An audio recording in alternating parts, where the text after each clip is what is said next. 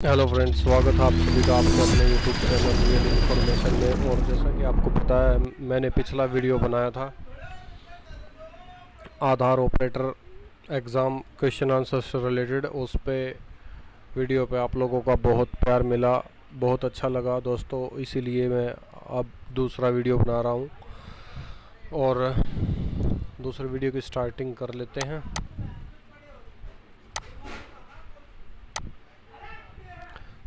सबसे पहले क्वेश्चन है, अधिनियम के तहत किए जा सकने वाले कार्यों के प्रति पूर्वाग्रह के बिना किसी भी सेवा प्रदाता या अन्य व्यक्ति द्वारा किसी भी अधिनियम, प्रक्रिया, मानक, निर्देश या आदेश के उल्लंघन पर इस तरह के सेवा प्रदाताओं की गतिविधि को खालिस्तान हो सकता है। इसका सही उत्तर है तत्काल निलंबन। नेक्स्ट क्वेश्चन है, प्राधिकरण ब्लैंक के नामांकन गतिविधियों की निगरानी करेगा। इसका सही उत्तर है नंबर 4, दिए गए सभी। नेक्स्ट क्वेश्चन है, ब्लैंक को प्राधिकरण द्वारा नियुक्त या संलग्न किया जा सकता है निवासी नामांकन प्रक्रिया से संबंधित समय समय पर किसी भी कार्य के निर्वहन या अपडेट करने के लिए। इसका सही उत्तर है नंबर 2, अन्य सेवा प्रदाताओं। अगला क्वेश्चन है, रजिस्ट्रार प्राधिकरण के प्रयोजन के लिए किसी भी किताब, रिकॉर्ड, दस्तावेज या कंप्यूटर डाटा की जांच के लिए कब्जे वाले परिसर में ब्लैंक उचित पहुंच की अनुमति होगी। इसका सही उत्तर है ऑडिट लेखा परीक्षा। अगला क्वेश्चन है, पंजीयक अपनी वेबसाइटों पर नामांकन और अद्यतन सेवाओं के बारे में पर्याप्त उचित जानकारी प्रदर्शित करेगा जिनमें ब्लैंक के लिए उपलब्ध व्यक्तियों और सेवाओं के संपर्क विवरण शामिल है। इसका सही उत्तर है नंबर 3, निवासी रेजिडेंट। अगला क्वेश्चन है, इनमें से कौन रजिस्ट्रार के रूप में नियुक्ति के लिए पात्र संस्थाएं हैं। इसका सही उत्तर उपरोक्त सभी। अगला क्वेश्चन है, रजिस्ट्रार एजेंसियों को ब्लैंक में नामांकित करके नामांकन कार्यों के उप अनुबंध की अनुमति नहीं होगी। तीसरे पक्ष, थर्ड पार्टी। रजिस्ट्रार और नामांकन एजेंसियां केवल ब्लैंक द्वारा प्रदत्त या प्राधिकृत नामांकन अद्यतन सॉफ्टवेयर का उपयोग करेगी। इसका सही उत्तर नंबर 2, UIDAI। नेक्स्ट क्वेश्चन है, ऑपरेटर पर्यवेक्षक की जांच ऑनबोर्डिंग प्रक्रिया को रजिस्ट्रार और नामांकन एजेंसियों के साथ समन्वित करना है। इसका सही उत्तर है नंबर 3, प्रौद्योगिकरण का मुख्य कार्यालय या प्राधिकरण का क्षेत्रीय कार्यालय। नामांकन डिवाइस के निर्देशांक को कैप्चर करने के लिए ब्लैंक हर समय पर उपलब्ध होना चाहिए। इसका सही उत्तर है GPS डिवाइस। अगला क्वेश्चन है, नामांकन केंद्र योजना की मंजूरी पर नज़र रखता है और जहां आवश्यक हो हस्तक्षेप करता है। इसका सही उत्तर है अथॉरिटी हेड ऑफिस और authority regional office. Next question है, नामांकन स्टेशन स्थापना योजना की घोषणा करता है, यानी किसी भी नामांकन केंद्र खोलने से पहले केंद्र कब और कहां स्थापित किया जाएंगे। इसका सही उत्तर है नामांकन एजेंसियां। अगला क्वेश्चन है, ब्लैंक को यह सुनिश्चित करने और साबित करने की आवश्यकता है कि उन्होंने सक्रिय सॉफ्टवेयर आवश्यक मशीनों और हार्डवेयर नामांकन केंद्र पर उपलब्ध करा दिया है। इसका सही उत्तर है नामांकन एजेंसियां। अगला क्वेश्चन है, UIDAI पोर्टल पर नामांकन केंद्र की जानकारी अपडेट करता है। नामांकन एजेंसी। अगला क्वेश्चन है, ऑन बोर्डिंग की प्रक्रिया के दौरान इंटरनेट से ब्लैंक को कनेक्ट करने की आवश्यकता है। नामांकन ग्राहक। नामांकन कर्मचारी के ऑन बोर्डिंग की प्रक्रिया के दौरान नामांकन ग्राहक को ब्लैंक से जोड़ा जाना चाहिए। इंटरनेट।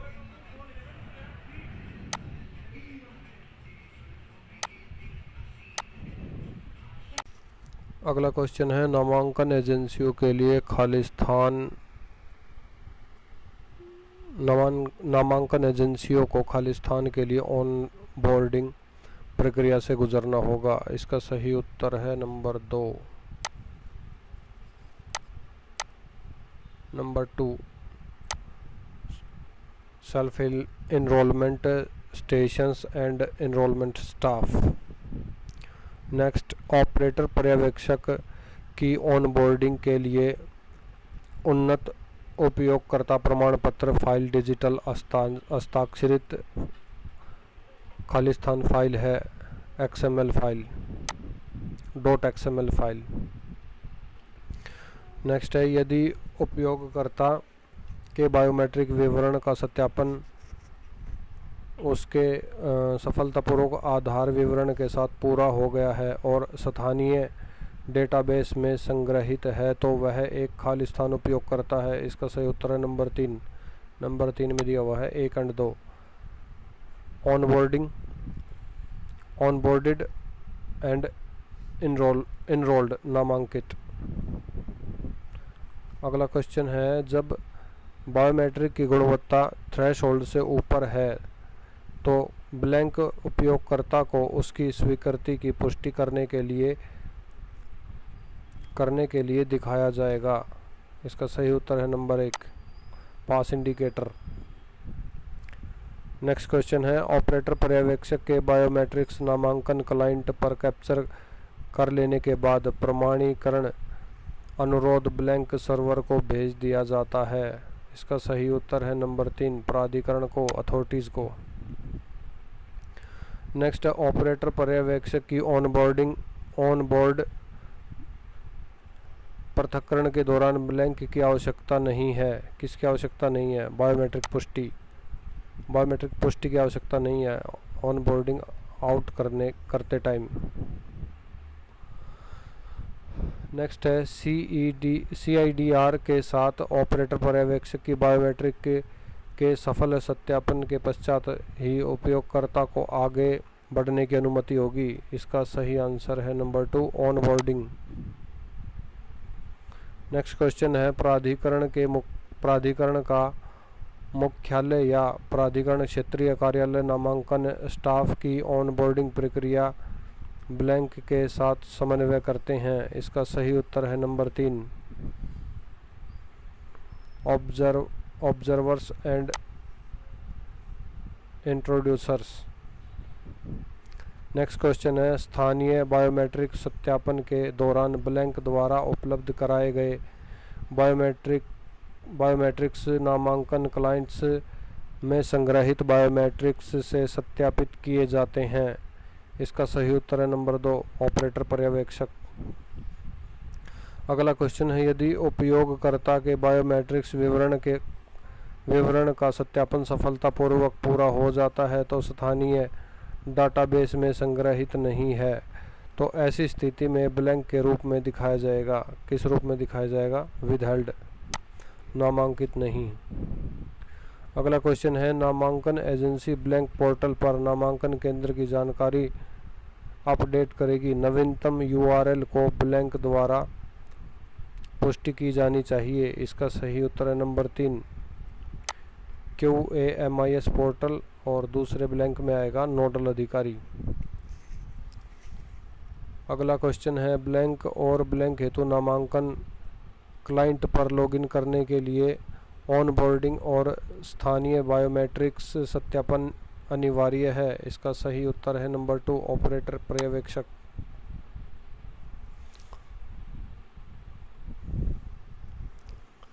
अगला क्वेश्चन है, प्रमाणीकरण के दौरान ऑपरेटर पर्यवेक्षक बायोमेट्रिक्स की तुलना उनके द्वारा बताई गई बायोमेट्रिक्स से की जाती है, जो कि उनके स्वयं के ब्लैंक के समय की जाती है, स्वयं के नामांकन के समय पर की जाती है। नामांकन ग्राहक जांच करता है कि ऑपरेटर पर्यवेक्षक या ब्लैंक नहीं है और उन्हें ऑनबोर्डिंग से प्रतिबंधित करते हैं। इसका सही आंसर है नंबर 4, 1 और 2। 1 में है निलंबित ब्लैकलिस्टेड और 2 में है एसोसिएटेड ऑनबोर्डेड। अगला क्वेश्चन है ऑपरेटर पर्यवेक्षक डीएसोसिएशन के बिना एकाधिक नामांकन क्लाइंट पर बोर्ड पर हो सकते हैं। इसका सही उत्तर है गलत, फॉल्स या झूठ।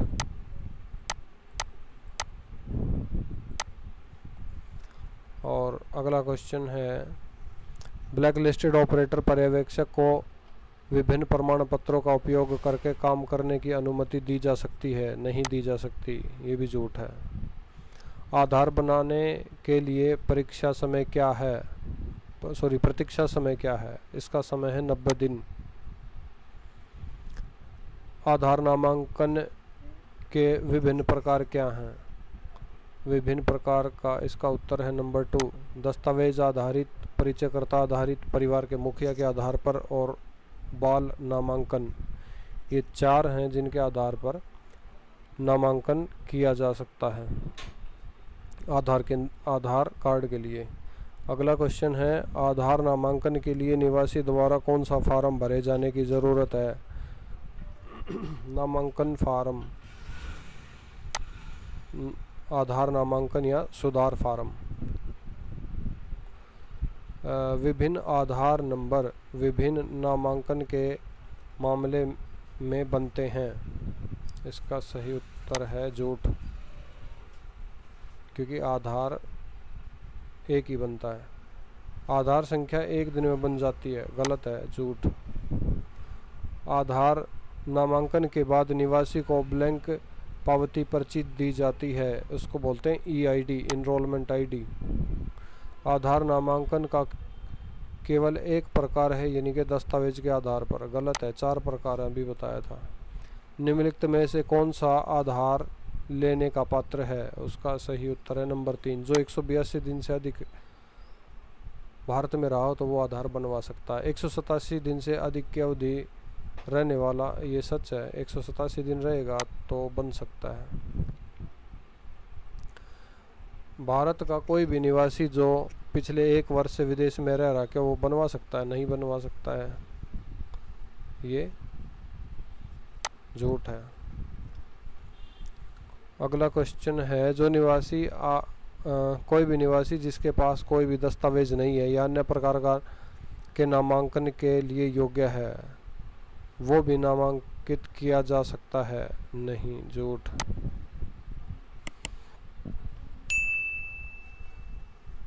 कई बार आधार जारी किए जाने के अलावा आधार संख्या समाप्त करने के कारणों के मामलों में निवासी को पुनः नामांकित करने की आवश्यकता होगी, सही। अगला क्वेश्चन है इनमें से कौन सा दस्तावेज आधार नामांकन में अनिवार्य है? इसका सही उत्तर है नंबर 1, निवासी अपनी POI मतलब प्रूफ ऑफ आइडेंटिफिकेशन अनिवार्य है, प्रूफ ऑफ एड्रेस अनिवार्य है, proof of residence POR, POI, POA प्रस्तुत करता है, ये सारी चीज़ें अनिवार्य हैं।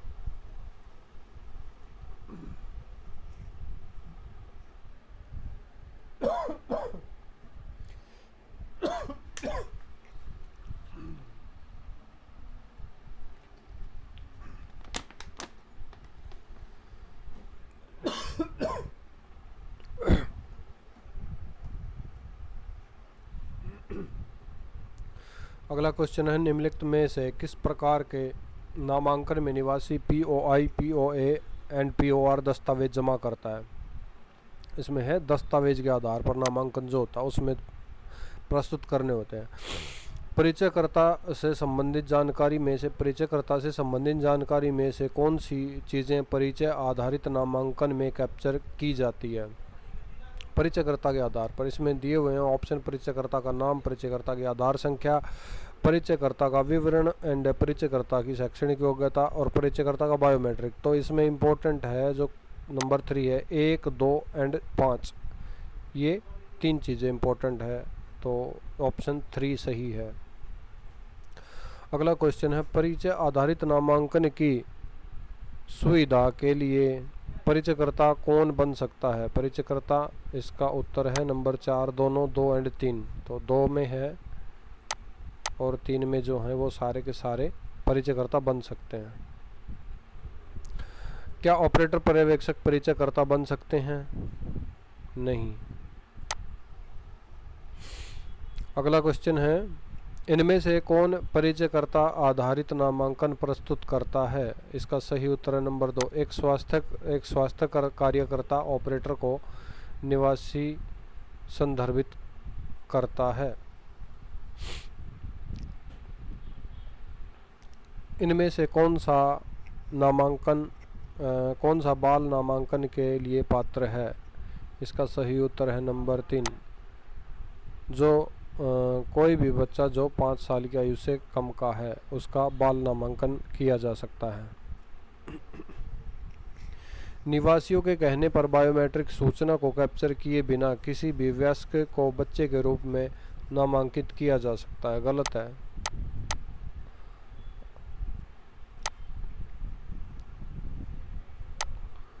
अगला क्वेश्चन है, 5 वर्ष से कम आयु के बच्चों सहित सभी व्यक्तियों के नामांकन के लिए बायोमेट्रिक जानकारी आवश्यक है। गलत। 5 वर्ष के बच्चों के लिए बायोमेट्रिक आवश्यक नहीं है। आधार के लिए नामांकन करते समय निम्नलिखित में से कौन सी जानकारी की आवश्यकता नहीं है? किस जानकारी की आवश्यकता नहीं है? जाति की। HOF आधारित मतलब हेड ऑफ फैमिली आधारित नामांकन में निम्नलिखित में से कौन सी जानकारी कैप्चर की गई है? इसका सही उत्तर है नंबर 4, दिए गए सभी। जो दिए गए सभी हैं ये सारी चीज़ें अनिवार्य हैं। अगला क्वेश्चन है, परिवार के मुखिया आधारित नामांकन के लिए अनिवार्य दस्तावेज क्या है? इसका सही उत्तर है नंबर 4, 1 एंड 2। 1 में है निवासी और परिवार के प्रमुख के संबंध POR प्रूफ ऑफ रिलेशन का प्रमाण एंड परिवार के मुखिया का आधार संख्या, ये 2 चीज़ें अनिवार्य हैं। बाल नामांकन के लिए अनिवार्य दस्तावेज क्या है? बाल नामांकन के लिए अनिवार्य दस्तावेज ये सभी दे रखे हैं। जन्म की तारीख का प्रमाण, माता पिता में से किसी एक का आधार संख्या और बच्चे के माता पिता का बच्चे से संबंध का प्रमाण, ये सारी चीज़ें इसमें ज़रूरी हैं। अगला क्वेश्चन है, बाल नामांकन के मामले में नामांकन फार्म में किस पते का उल्लेख किया जाएगा? इसका सही उत्तर है नंबर 2, माता पिता का पता। जो माता पिता का पता है वही बच्चे के आधार में डाला जाएगा। अगला है, ऑपरेटर आधार नामांकन के लिए इच्छित राशि का शुल्क ले सकता है? गलत है, इच्छित नहीं ले सकता। अगला क्वेश्चन है, नए नामांकन और अनिवार्य बायोमेट्रिक अद्यतन की लागत निवासी से चार्ज की जाती है? गलत। अगला क्वेश्चन है, प्राधिकरण द्वारा निर्धारित राशि से अधिक राशि चार्ज करने के लिए ऑपरेटर पर्यवेक्षक के खिलाफ क्या कदम उठाए जा सकते हैं? इसका उत्तर है 1 एंड 2। 1 है ब्लैक लिस्टेड किया जा सकता है, FIR हो सकती है। निम्नलिखित में से निवासी के बायोमेट्रिक विवरण को प्रस्तुत करता है? निम्नलिखित में से निवासी के बायोमेट्रिक विवरण को प्रस्तुत करता है, कौन करता है? इसका उत्तर है नंबर 4, सभी। तो चेहरे की छवि है और फिंगरप्रिंट है एंड आइरिश है, ये सभी क्या करती है? बायोमेट्रिक विवरण को प्रस्तुत करती हैं। निम्नलिखित में से कौन सा निवासी के जनसांख्यिकी विवरण का संदर्भ देता है?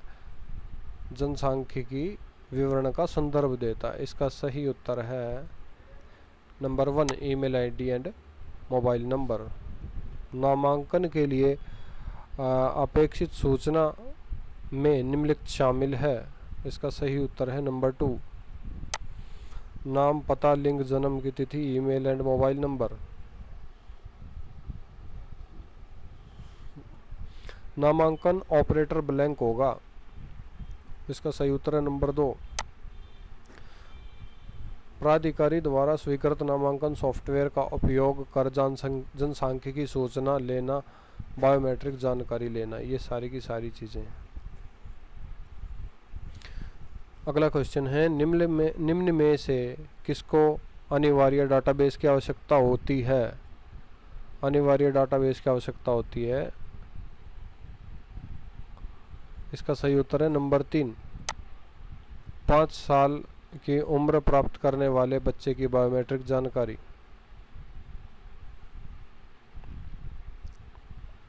अगला उत्तर है, आधार बनाने की प्रक्रिया में डुप्लीकेशन प्रक्रिया क्या है? डी डुप्लीकेशन प्रक्रिया क्या है? इसका सही उत्तर है नंबर 1, किसी भी डुप्लीकेट नामांकन की जांच करना और उसको अस्वीकार करना।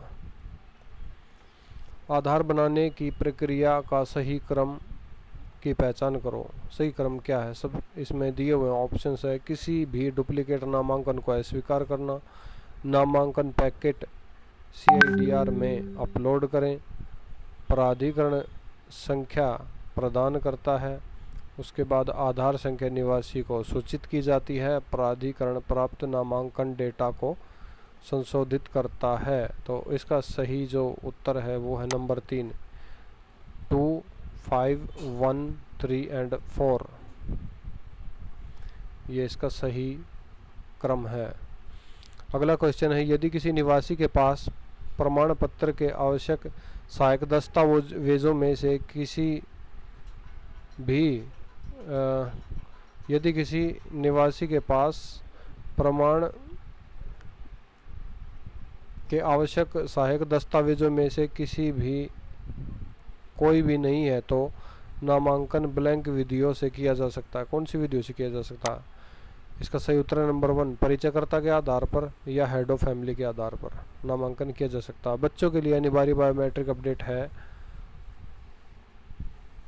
फ्री ऑफ कॉस्ट, बिना किसी मूल्य के। बायोमेट्रिक विवरण अपडेट करने के लिए निम्नलिखित में से किस मोड का उपयोग कर सकती है? उसका सही उत्तर है नंबर 2, नामांकन केंद्र पर जाकर। अगला क्वेश्चन है, एक निवासी प्राधिकरण की वेबसाइट पर अपने आधार विवरण के लिए किए गए अपडेट की स्थिति को कैसे चेक कर सकता है? इसका सही उत्तर है number 2, using EID printed and acknowledgement slip और URN generated through the SSUP portal.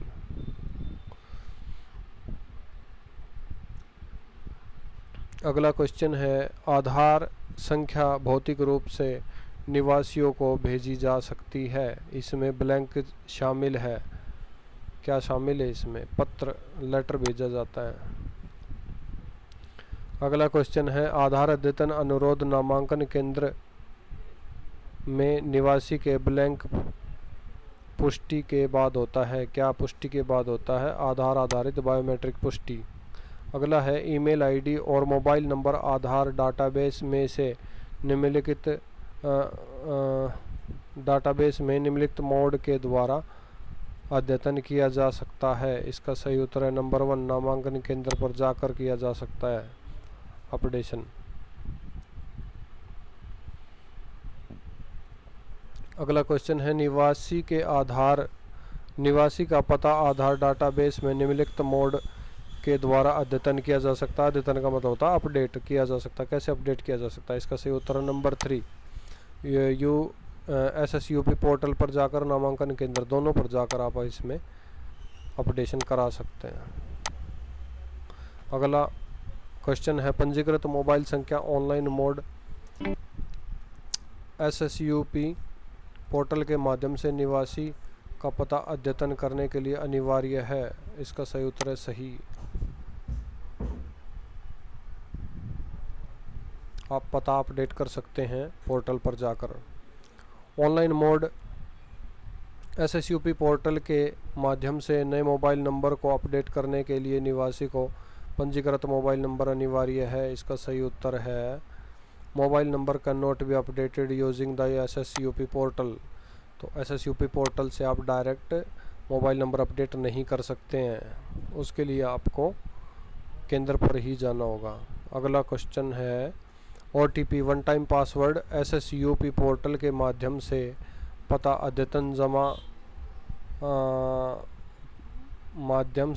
अद्यतन जमा करते समय मोबाइल नंबर पर भेजा जाता है। इसका सही उत्तर है आधार पंजीकृत मोबाइल संख्या पर भेजा जाता है। ऑपरेटर पर्यवेक्षक स्वयं के द्वारा उसके मोबाइल नंबर अद्यतन करते समय कर सकते हैं। हर अद्यतन उसके जो भी हो स्वयं कर सकते हैं, झूठ स्वयं नहीं कर सकते हैं। ऑपरेटर पर्यवेक्षक सिस्टम में अतिरिक्त जानकारी जोड़ सकते हैं निवासी के बिना, गलत, नहीं जोड़ सकते। निवासी की परमिशन से ही जोड़ा जा सकता है।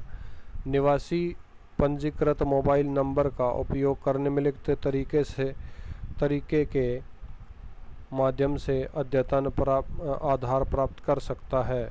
इसका सही उत्तर है नंबर 4। नंबर 4 में है 1 और 2। एक है ई आधार डाउनलोड करके और दूसरा है एम आधार से। तो ये दोनों तरीके हैं जो पंजीकृत मोबाइल नंबर से अपना आधार प्राप्त कर सकता है। निवासी डाक सेवा का उपयोग कर जनसंख्यिकी अद्यतन की जानकारी प्राप्त कर सकता है, झूठ, फॉल्स। संबंधित क्षेत्र में निवासी की जन्म तिथि, दिन, महीने और साल, वर्ष, ईयर को इंगित करते हुए रिकॉर्ड करें। अगला क्वेश्चन है यदि नामांकनकर्ता द्वारा प्रस्तुत 2 दस्तावेजों नामों में भिन्नता है तो नामांकनकर्ता के ब्लैंक में रिकॉर्ड किया जाना चाहिए। किस में रिकॉर्ड किया जाना चाहिए? पूरा नाम रिकॉर्ड किया जाना चाहिए।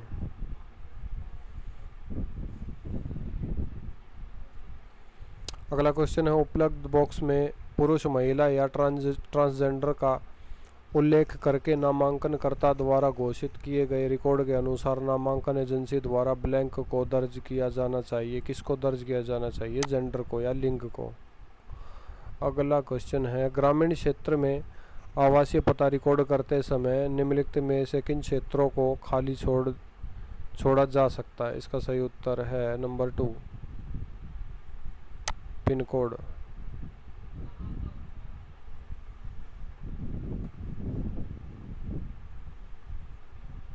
पिन कोड को खाली नहीं छोड़ा जा सकता भाई, एड्रेस लाइन 2 को खाली छोड़ा जा सकता है। पिन कोड तो बहुत इंपॉर्टेंट है। नंबर 2 है इसका आंसर। आवासीय पते के पता पंक्ति 4 में निम्नलिखित में से कौन सा विवरण दर्ज किया जा सकता है? इसका सही आंसर है नंबर 3, मुख्य पहचान चिन्ह।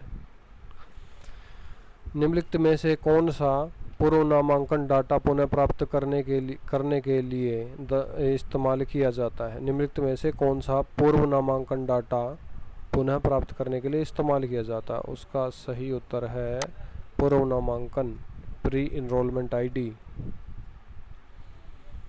अगला क्वेश्चन है जब क्षेत्र का ब्लैंक दर्ज किया जाता है, पिन कोड। आओ बैठो।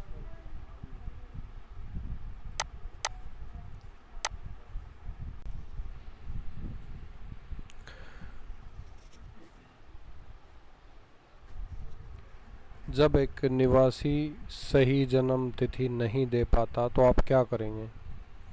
इसका सही उत्तर है निवासी द्वारा उल्लेखित आयु दर्ज करें।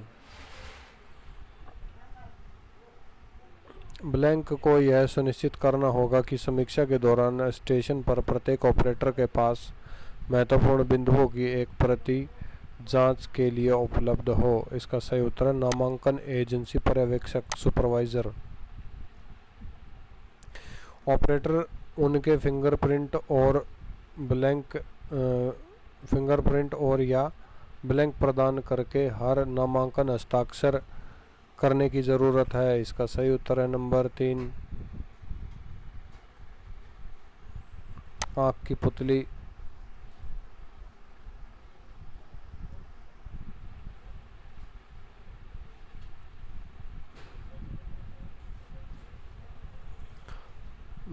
निम्नलिखित में से कौन सा पर्यवेक्षक आधारित सत्यापन के मामले में सक्रिय हो जाएगा? निम्नलिखित क्षेत्रों में से कौन सा पर्यवेक्षक आधारित सत्यापन के मामले में सक्रिय हो जाएगा? इसका सही उत्तर है नंबर 2, पहचानकर्ता या परिवार का मुखिया। अगला क्वेश्चन है, नामांकन एजेंसियों को बायोमेट्रिक डाटा कैप्चर करने के लिए ब्लैंक द्वारा प्रमाणित बायोमेट्रिक डिवाइस उपयोग करना चाहिए। इसका सही उत्तर है नंबर 2, STQC। अगला क्वेश्चन है, फिंगरप्रिंट कैप्चर करने के लिए कैप्चर सक्षम करने के लिए उंगलियों को ब्लैंक पर सही ढंग से रखा जाना चाहिए। इसका सही उत्तर है नंबर 3, प्लेटिन। खड़े होकर फिंगरप्रिंट सबसे अच्छा कैप्चर किया जाता है, सच। चेहरे की छवि लेने के लिए नामांकनकर्ता की ब्लैंक लेनी चाहिए, ललाट मुद्रा, फ्रंट पोज। मानव ऑपरेटरों के लिए ब्लैंक के साथ चेहरे की छवि का विश्लेषण और पहचान करना मुश्किल है। इसका सही उत्तर है खराब रोशनी।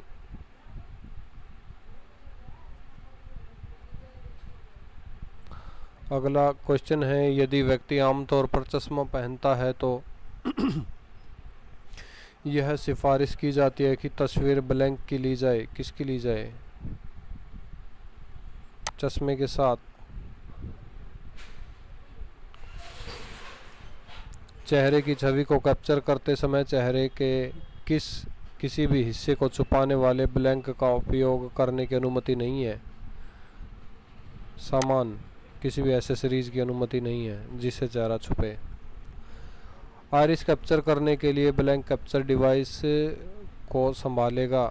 आइरिस कैप्चर करने के लिए ऑपरेटर कैप्चर डिवाइस को संभालेगा। आइरिस कैप्चर प्रक्रिया ब्लैंक प्रकाश के प्रति संवेदनशील है। इसका सही उत्तर है परिवेशी। अगला क्वेश्चन है, चेहरे की छवि को कैप्चर करते समय धार्मिक कारणों से पगड़ी जैसे सहायक सामान रखने की अनुमति है। फिंगरप्रिंट कैप्चर करने के लिए फिंगरप्रिंट डिवाइस पर उंगलियों की स्थिति के लिए ब्लैंक का उपयोग किया जाता है। इंडिकेटर, संकेतक का उपयोग किया जाता है। जब आप ब्लैंक दर्ज करते हैं तो पूर्व नामांकन डाटा संबंधित फील्ड में पॉपुलेट हो जाता है। इसका नंबर उत्तर है, सही उत्तर है पूर्व नामांकन आईडी, प्री एनरोलमेंट आईडी। यदि सत्यापन का प्रकार परिचयकर्ता आधारित है तो परिचयकर्ता का ब्लैंक दर्ज किया जाएगा। क्या दर्ज किया जाएगा? नाम और यूआईडी। ब्लैंक हस्ताक्षर बायोमेट्रिक अपवाद के मामले में सॉफ्टवेयर में सक्रिय है। किसमें सक्रिय है? नंबर 1, सुपरवाइजर हस्ताक्षर बायोमेट्रिक अपवाद के मामले में सॉफ्टवेयर में सक्रिय है। अगला क्वेश्चन है, ब्लैंक को कैप्चर करने के लिए कैप्चर डिवाइस में ऑटो फोकस और ऑटो कैप्चर फंक्शन का उपयोग करना चाहिए। चेहरे की छवि को कैप्चर करने के लिए। अगला क्वेश्चन है, चेहरे की छवि को कैप्चर करते समय चिकित्सा कारणों से ब्लैंक जैसे सहायक उपकरण की अनुमति है। ब्लैंक में क्या आएगा? आई पैचेस। अगला क्वेश्चन है, यदि आइरिस कैप्चर में आइरिस का महत्वपूर्ण हिस्सा दिखाई नहीं दे रहा तो सॉफ्टवेयर द्वारा प्रदान की गई प्रक्रिया को खालिस्तान कहा जाता है। ऑक्लूजन, रोड़ा।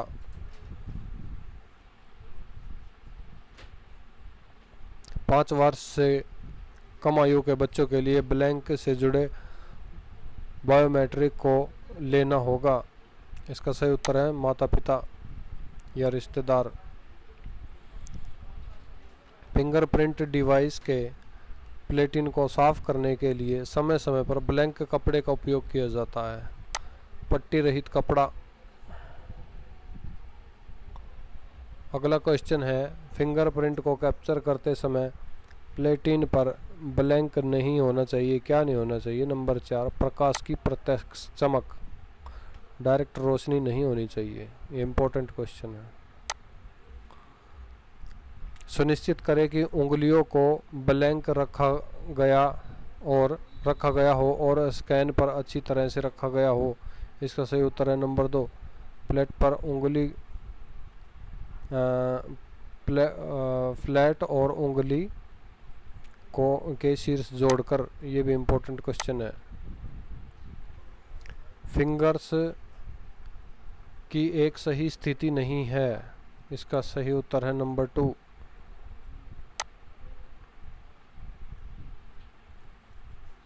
चेहरे की छवि कैप्चर के दौरान कैप्चर डिवाइस ब्लैंक से प्रभावित नहीं होना चाहिए। किससे प्रभावित नहीं होना चाहिए? सभी से प्रभावित नहीं होना चाहिए। खराब गति, ये भी इम्पोर्टेंट क्वेश्चन है, पूरा याद कर लेना इसको।